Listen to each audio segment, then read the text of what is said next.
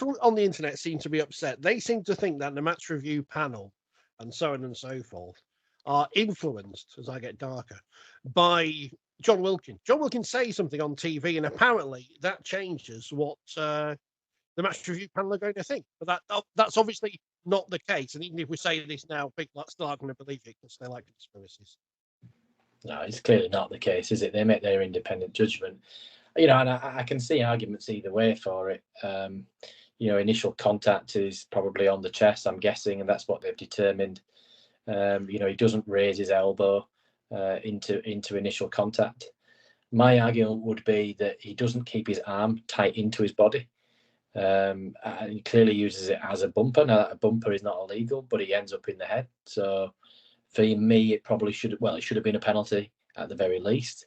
And then you've got a difficult decision probably then as a video referee and a referee to decide whether you take further action. And I think the problem we have here, as I've said many times before this season, is that you go and look at the match review panel minutes and there is no reference to it.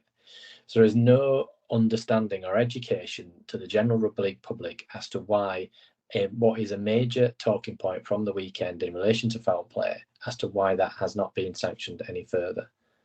And so therefore, it's my guess is as good as anybody else's guess as to why he has not been charged or otherwise. I can only suggest that it's to do with the fact that his arm is tucked and it's the initial contact. You know, if you go in clearly with your arm raised, cocked up elbow, and you're making contact with the head, that's clearly a red card, and he doesn't do that. And it's a big man on a small man. There's always going to be a big collision in those situations. And adding to that ultimately the tackler, you know, gets straight back up, jumps back in the line. There's no HIA. There's no actual foul there or apparent foul on him. So that will have possibly played into the decision. But I'm having to read between the lines that actually aren't written. I think Ollie Russell's reaction to the incident is key to this, because there has been a lot of talk, scuttlebutt in many respects, about players are now starting to try and milk penalties as perhaps they do in other sports. And Russell was very, very quick on social media to say absolutely nothing wrong with the tackle. Why would he stay down? He didn't join the sport to do stuff like that. And actually, he emerges with enormous credit out of all of this. People will long debate whether Lisone should have been either penalised, in which case Leeds wouldn't have had the next play and then they wouldn't have scored, or whether I think there was a lot of talk around the ground at the time that he was going to get a ban and that would benefit the teams that Leeds play next and not Huddersfield, who had been at the heart of the incident. But Russell, I think, quelled all of that with his brave and honest statement on social media afterwards, because he opens himself up there to now again a debate that he doesn't need to be part of. But and I think again, if you asked him tonight, and I like James, I'm speculating because we're trying to read between lines. I think he'd be pleased that Lisone hasn't been banned. I also think that again, you'd have to look at the tackle in minute detail and talk about tackle technique. But I think there is a slight element where he gets it a little bit wrong when he goes in to challenge the bigger man. You need to stay a little bit more upright, and he's starting to fall. So when he does get hit, he's already on the way down.